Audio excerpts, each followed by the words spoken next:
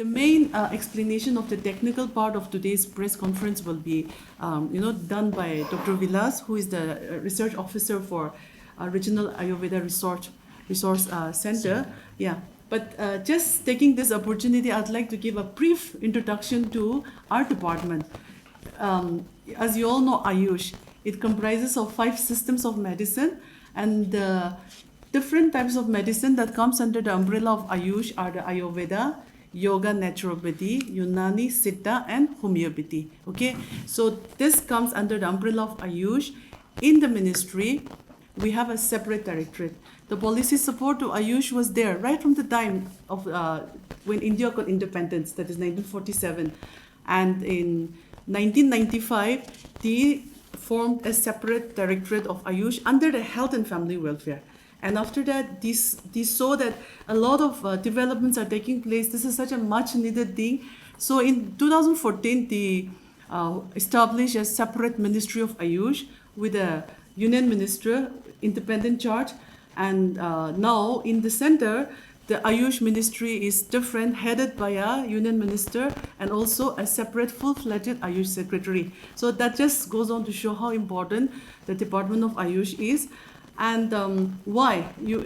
A lot of people ask why. And, many people till today, okay, especially in our side of the country, they ask, what do you do? What type of disease do you take care?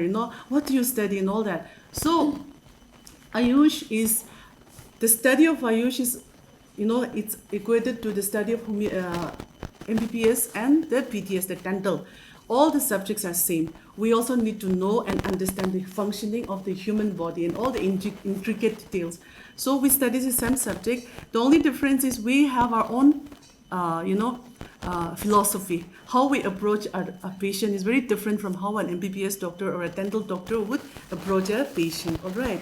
We have this holistic approach. For example, if today this was my clinic and you all are the patients, and you all came with headache, for example, okay? When I take history, I'll find out that every person is different. Some are, we even take into account the aspect of mental symptoms, like if you're introvert, you're extrovert, you like sweet things, you tolerate heat, cold. That's how we differentiate, patients as per the constitution. So we have a very holistic approach. That's very unique features of AYUSH. And also, we have our own pharmacopoeia. So our medicines are different. When you go to an allopathic doctor, they'll give you some painkiller, paracetamol, analgesics. You come to an Ayurvedic doctor, he will give you Ayurveda medicine. To a homeopathic doctor, I will give you homeopathic medicine. So that's the basic difference, all right? And if you look at today's scenario in the health sector, people are coming to understand that one single remedy is impossible to take care of all the disease which mankind is facing. Okay, it's impossible. We need to have an option, integrated system coming together so that at the end of the day, a patient coming with a certain particular set of symptoms, which medicine, which system will work best, and that's how in the past 10-15 years, so much importance has been given to AYUSH and so many activities that the department is starting. And even today, we are gathered here for that same thing. After the new government has been formed in the center, after our new minister took over the Ministry of AYUSH, in 100 days, what has been achieved so far?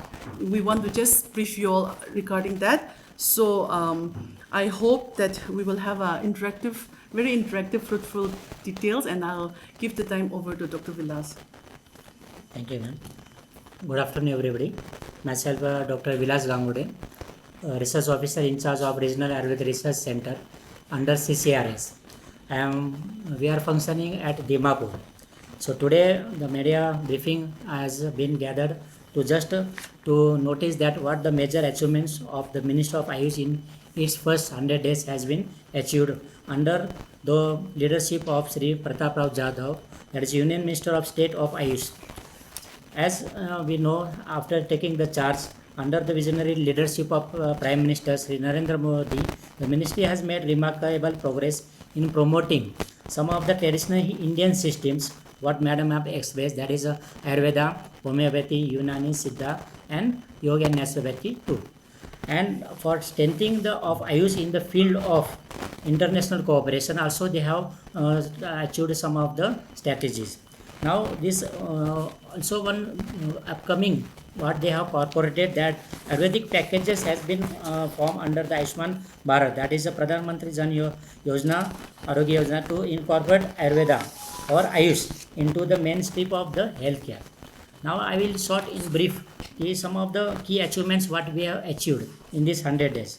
First is the donor agreement with the World Health Organization, that is WHO, on July 31st, 2024 at WHO headquarters in Geneva. It has been agreement has been signed by the Minister of AYUSH and WHO. The second is the MOU with the Vietnam on medicinal plants, that is it is centered on cooperation in medicinal plants on August 1st, 2025. This also agreement has been signed in the August in the presence of Honorable Prime Minister Sri Narendra Modi ji and the Vietnamese counterpart. The third what the man achieved, that is a landmark of MOU with Malaysia on Ayurveda. Now India and Malaysia have taken a significant step in advancing traditional medicine by signing this agreement on Ayurveda specific. This partnership will promote research, knowledge exchange and the creation of Ayurvedic treatment regimens. Now this Ayurveda chair has been operationalized through this University of Tunku Abdul Rahman Uttar as an outcome of the MOU between the Institute of Teaching and Research in the Ayurveda and University Tunku and Abdul Rahman. The fourth achievement is that promoting the One Hub, One Standard initiative. On August 6, 2024, the Pharmacopoeia Commission of the Indian Medicine and Homeopathy and the IPC, that is Indian Pharmacopoeia Commission, signed a historic memorandum of understanding to carry out One Hub and One Standard initiative with a large objective to improve the quality of medicines in the sector.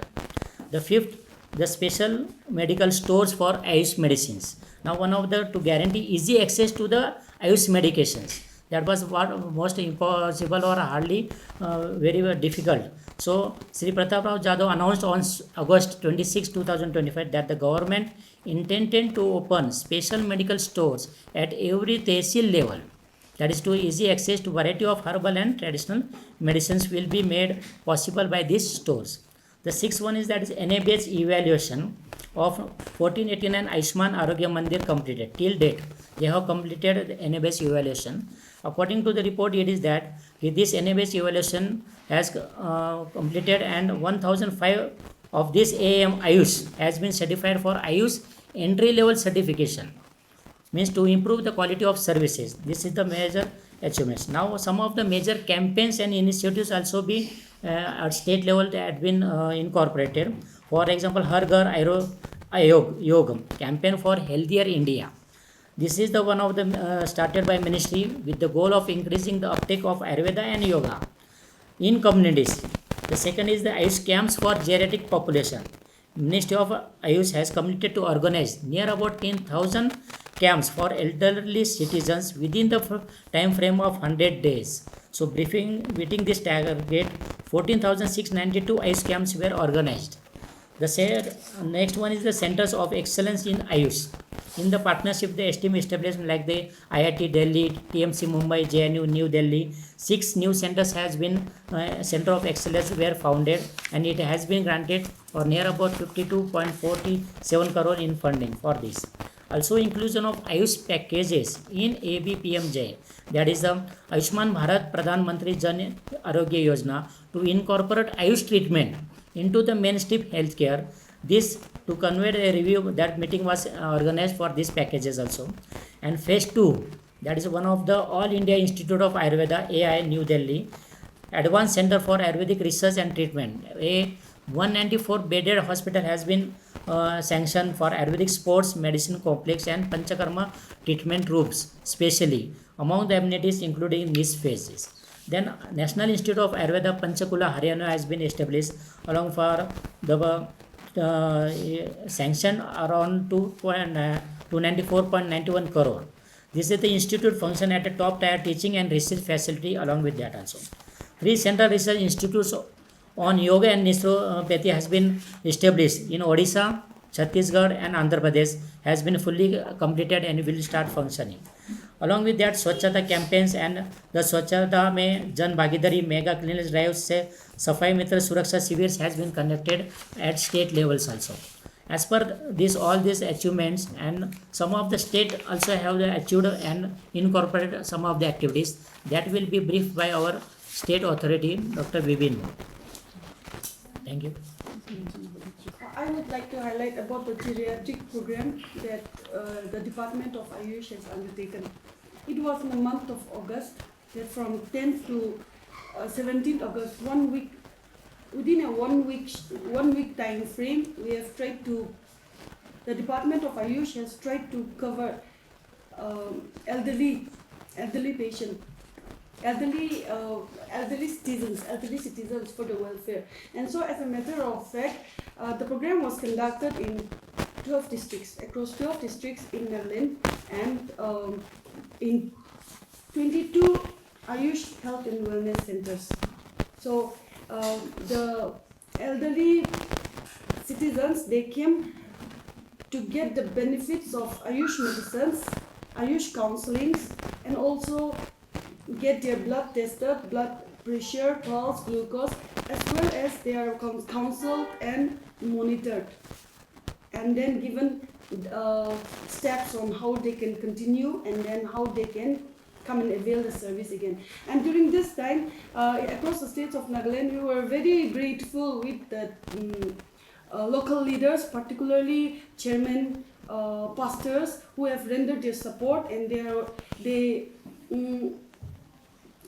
have highlighted that they were very happy with the steps that the government has taken, thinking about the welfare of the elderly citizens. Whereas one thing also, we came up with a theme to live healthy and age healthy. So they are still looking forward that the government will support the citizens and come up with more steps. And one thing is, within the time frame that across 12 districts in the states, would especially like to say that around 419 male beneficiaries and 538 beneficiaries, almost making 1,000, they have benefited within that time frame. And venues were also very well chosen, along with the support of the people. Like in Kohima, it was in Old Age House. And whereas in some places where I was mentioning about the support of the local leaders and the pastors, it was in a Panchayat hall. And that was the achievement that the AYUSH department have given. And then the AYUSH department, they still look forward so that the citizens can be benefited in the so many ways that the department can extend. Other than this, okay, our regional Ayurvedic research centers have come up with some of the camps, or like an anime drive in some of the schools that will be benefited to the adolescent girls and like that. And also some of the geriatric camps we are planning. And to celebrate the 9th Ayurveda Day on the 29th of this October, we are planned too many formation of the herbal gardens also within the premises wherever we get the space. This is our planning. And in short, if any other questions are related to this, you can have a talk with us. What is the prevalence and acceptance of Ayurveda treatment in Thailand? That's a very good question, because when you look at it, say 10 to 15 years back, the awareness was not there. And in fact, it's very funny, but people used to ask, when you say Ayush, do you think it's a person? Not that up to that level of, the awareness was not good. But since the beginning of the National Ayush Mission in 2014, where we have placed a lot of manpower, the awareness level is slowly increasing. Now, at the moment, we have a total of 142 Ayush doctors. So these doctors are posted in all the districts across the state, in the district hospital, in community health centers, and in primary health centers. Okay, so that is one we call it the co-location, which means existing together with the allopathic setup. We also have our own AYUSH, exclusive AYUSH facility, like the 3 integrated AYUSH hospital in Nuklak, Raza, Chetima, and Dimapur. Then now the latest one is the Health and Wellness Center, AYUSH Health and Wellness Center. So we have this center in 49 health and wellness center across the state. So these are places where the public can avail AYUSH treatment. And sometimes, when I say about awareness, and there the media can play such a big role. The facilities are existing for years, but the people don't know that it is existing. See, in our facility, what you will get is in all those the facilities that I mentioned right now, you'll get free treatment with free medicine. We make sure that we give them very good medicine free of cost. Then in our health and wellness and in our integrated AYUSH hospital, we have engaged instructors, physical instructors. Because why are we incorporating exercise in our treatment? See, when we look, for example, we're all staying in Nagaland, so looking back at our, in our forefathers' time, they were very hardworking people, right? And disease was much of a problem, maybe other things related, but now there's non-communicable disease, the diabetes, pressure, cancer, all this stroke, which was unheard of earlier, beyond 40 years of age. We are suffering. That is one of the main disease.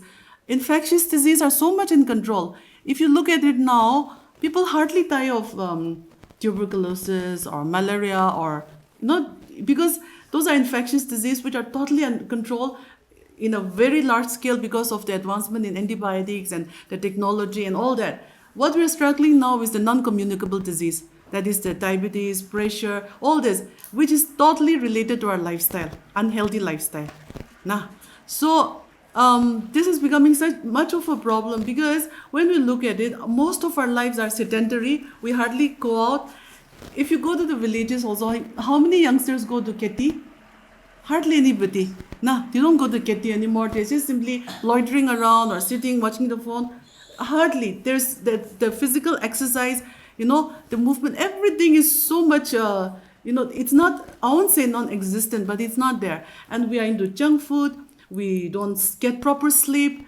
Our life is not healthy, our lifestyle as a whole. And that's how even the non-communicable disease, we put them, the lifestyle disorders, we put them in a category of disease called the NCTs. That's a non-communicable disease. That is a challenge even in the health scenario. And over here, I'm so, when I think about it, I feel so good, and Dr. Vilas and the other doctors will agree with me.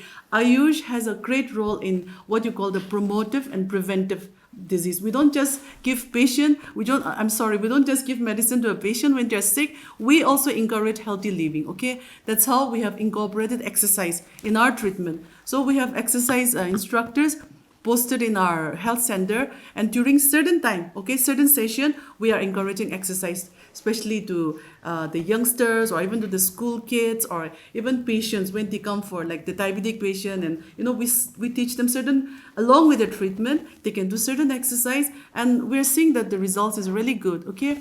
Another thing we are also incorporating is the herbal garden. See, we have a lot of medicinal plants in our state, and what the experts are saying is there are more than 1,500 medicinal plants, even here in Nagaland. And many of them are indigenous, which means you don't get it elsewhere in other places. We are so blessed. Okay, now these are all having medicinal values which we can also take. And yes, some may be very rare species in the wild, but there are also a lot of plants with non-nutritional herbs which we can grow in the kitchen garden. For any disease, we don't have to just run to a hospital also. So many things you can take care at home. So what we're doing is we are promoting this medicinal garden in a small scale in our center so that when the patient comes, we just teach them, you can plant this in flower pots if you don't have space. So it's almost like, going back to nature. Because now, with so much advancement in the treatment and this, the disease seems to be more complicated, isn't it? So we always focus on this. could it be that we will get some answer within nature? And that's how we are promoting all this. So I would really want the public to avail this facility in our center where our doctors are posted. And yes, coming back to your question, the awareness level is increasing. How I can say this is we have a report called the monthly report, which we get from all our health units. So in the last 4 years or 5 years, I would say, post COVID, we can say there's a steady growth in our patient load, and that is one indicator that people are availing our services. Yeah. Our Dr. Vilas has already highlighted the national level of the thing. But in Nagaland, what are the facilities besides what you have just mentioned about the things? Is the kind of treatments that can be available, and so far, what is the success rate in this thing after the AYUSH treatment has come? To actually say the success rate, it's a very we cannot exactly accurately pinpoint that, but along with this general the facility that I've just mentioned in our integrated AYUSH hospital, that there's 3 of them in Noklak, Raza and Dimapur, and especially in the bigger ones like Raza, we have why we call it the integrated hospital is because all the systems of AYUSH are functioning there under one roof. Okay, so they have I would say the specialized treatment called the panchakarma. Those are treatment, Ayurveda treatment therapy where for rejuvenation and detoxification. So these are in a way very good treatment for detoxification and rejuvenation, where the toxins in our bodies are eliminated through certain therapy. So these are carried out in our hospital, and even in this RARC, that Regional Ayurveda Resource Center, they are also they are going to start, right? Yes. They have come up with all the infrastructure. They are doing research. These are it's like this. In the Ministry of AYUSH, we have, along with the Ministry of AYUSH, we have the Research Council that are totally focused on research studies. Okay, so for the 5 systems of AYUSH, and yes, the latest one that one has been added, that is Swarikpa. It's a Tibetan system of medicine. That is the latest system of medicine which has been added in the umbrella of AYUSH. So now it's 6 actually. So every center, every system of medicine has a research council. Okay, and what they are doing is every research council they set up their unit in different states, and as per their they do a study. It's not a random thing. Suppose in Nagaland we have the Ayurveda research unit and we have the homeopathy research unit also, and they're totally from the center. They are directly collaborated from the center, and they do research studies. Okay, so they are also doing a lot of good things, and maybe Dr. Vilas can stress some more on your activity, what you're doing. Yes, sir. Along with what we know, Indian system of medicine, only curative aspect is not there. Means there is a preventive aspect much more rather than curative aspect. Only to prevention is better than cure. This has been taught in the schools only, but while in our life we are not implementing that. For that only we need Indian systems of medicine in day-to-day life. Also to counteract the lifestyle disorders like diabetes, hypertension, or cancers, and like this obesity, we need Ayurveda or homeopathy like these systems only to counteract them, and long duration they have to be taken, and then only result will become. So for next generation preventive aspect, these systems are very beneficial. I have one question. Now we have highlighted about medicinal plants. It's illegal here in Nagaland also. So any idea like how many plants have been identified and is being used in the medicines, like illegal from here in Nagaland? Yeah, as I've mentioned, experts they are not 100% accurate about it, but the experts are saying that there is more than 1,500 medicinal plants in Nagaland. Okay, now to identify them and to have a detailed study on each plant, that is a bit of a challenge, but lots of scholars are doing it. And I would say that at the moment, that National Bioresource Mission, they have done a study and they have come up with 650 plants, which has been, 650, which has been identified. And along with that, all the details, the family that they belong, the chemical content, what they can be used for what purpose, those studies, they have come up with a book, 650. So I'm sure there are other studies also done, but to my knowledge, that's one standard book which is really good. We also use that for reference, and but still more can be done to identify the other plants which are there, and identify them so that we can use them for our benefit.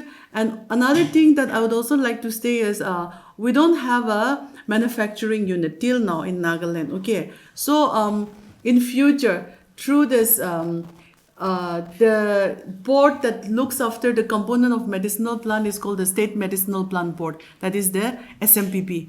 So SMPP is under NMPP. NMPP is the National Medicinal Plant Board, which is also a component under the Ministry of AYUSH. Okay, so in the state, the SMPP looks after the activity of medicinal plant component, and we hope to, in future, have a manufacturing unit where the resources which are available in our place can be, used to manufacture AYUSH drugs and make use of them. So in line with the same thing, so how many of such medicinal plants presently being used by our state? We are sending it outside for treatment. Are there any medicines such that which are being taken from Nagaland to outside the states? See, unofficially, whether people are doing that or not, we don't know, okay? Because officially, we have not got into an MOU with any company as such till date. Because it's like this. The medicinal plant is not just being looked after by SMPP. There are other departments like Forest Department, Horticulture, SASAR. All these departments are doing their bit of cultivation, conservation, in the medicinal plant. There's a lot of component to it. And for a long time, maybe there wasn't much coordination amongst the department, and we didn't know what other department, the other department, what they are doing. This one didn't know. Sometimes there were duplication doing the same thing, but they don't know that you are doing the same thing like that. But these days, thankfully, we had quite a good number of meetings, and we are the board members. We are coming up with certain strategies so that we can. The department which has the expertise for cultivation, let them do the cultivation. The department which has the expertise for conservation, let them go for that, And also another very important thing is marketing. Marketing is very important. They are promoting cultivation. The farmers are, you hear stories of the whole village, they'll not put the patty and they'll put a certain medicinal plant. And after cultivation, like they're just, that's the end of the story, By dance, the products are being, they just rot away. So why that is happening? Because there's no linkage system. So we'd like to establish a linkage system also where certain company who are willing to invest in our state, we can tie up with them so that our product, I'm sure, which will be so much in demand in the market, because most of our products are organic, right? And in fact, many experts say that the same plant, okay, maybe just tulsi or anything, which is grown here, the quality is different, the flavors are different. They say like that. It's so different because maybe of the terrain, the altitude, whatever, the purity of our land. So we are at the moment, planning all those strategies so that we can tie them up, link them up with some, manufacturing unit who will be willing to come and invest, so that the villagers also, they gain something, for their hard labor. But having said that, we also need to be careful about, this thing does happen. If there is no a mediator or a consultant in between, the villagers who are very naive can be taken for a ride. They can be taken advantage of, isn't it? for example, a company can just get in an agreement with some villagers, and the product that they produce, which is so much worth thousands, they can easily sell them off at a very throwaway price. So those also should not happen, isn't it? So we are trying to see into all that. Lots of hard work. It's not easy. I mean, it's while saying it, it sounds as if it's easy, but it requires a lot of hard work. But I'm happy to say that we are in the process of streamlining all this.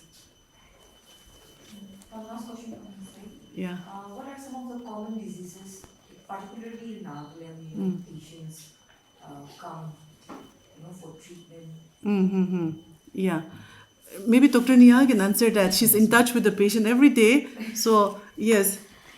So, like Sir Nam has already told, the non-communicable diseases has been very prevalent in the past few years, I would say, especially now. Right from the teenage, we can see how much of the food, the kind of food that we're having, even us, we're consuming every day. I know it's very difficult to control every day, eat very right and all, but seeing that there should be a kind of, balance. You eat this today, you eat that today. So that is not happening with us, especially with the youngsters.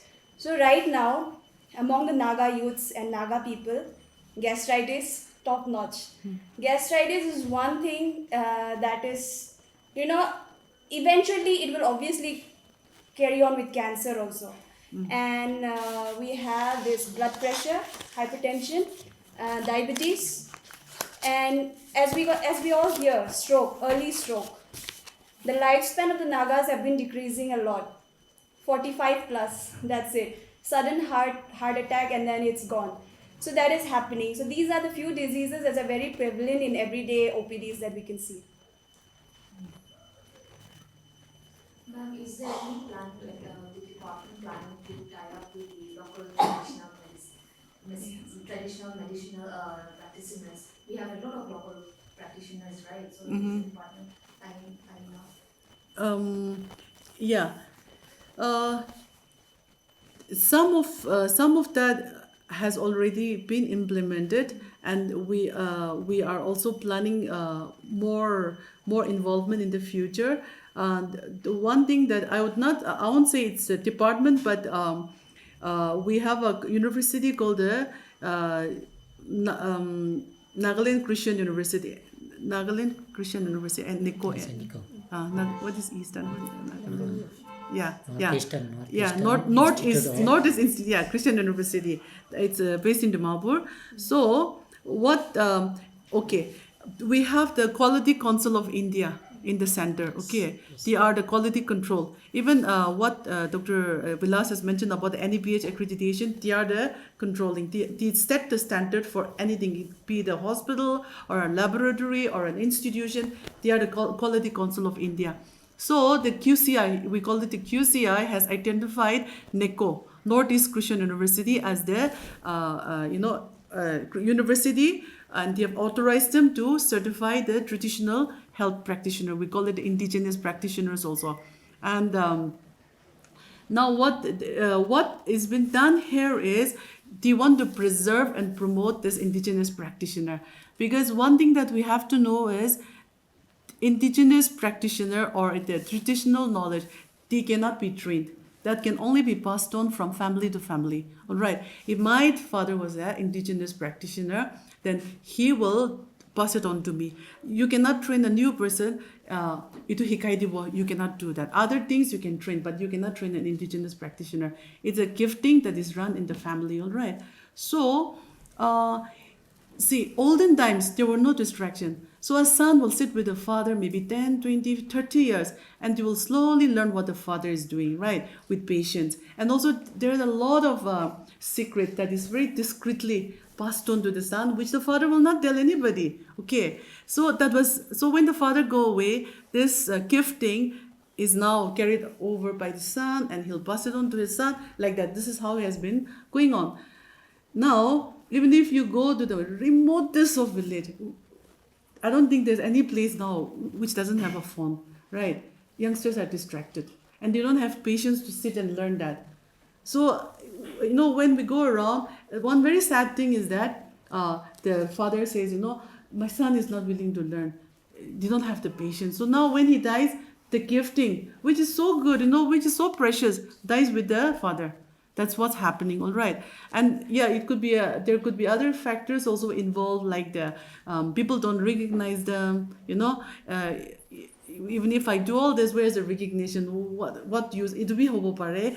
So we want to, through this component, what the NECO is trying to do is they want to certify these traditional practitioners. And also another thing is lots of coax. No? Coax means that, like you'll say the false one. They come up using the name of tradition. You see, if you just look around, everybody is like, there's a craze for herbal thing. Anything herbal means people go, wow. Even in cosmetic, you say herbal and you want to try it. So taking that advantage, a lot of cooks also are coming up who are doing a lot of harm to the public. Now, I'm sure you have heard stories about or complication came up like that. So through this certification process, what they do is they identify genuine practitioners, and then they will give them certificate.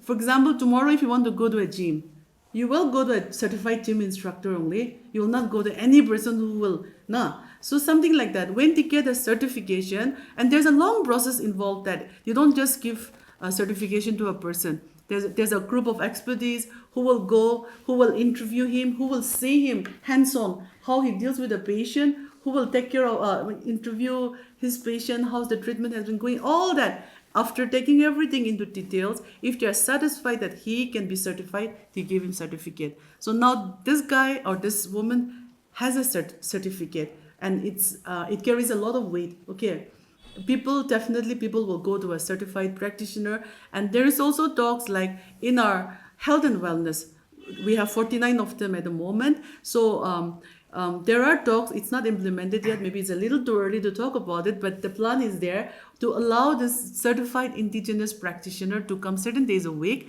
so that we can allow them to use their therapy, because many diseases which we cannot handle, it gets cured in their hands, isn't it? So we want to recognize that, and we want to promote that. So this is the part we're doing for this.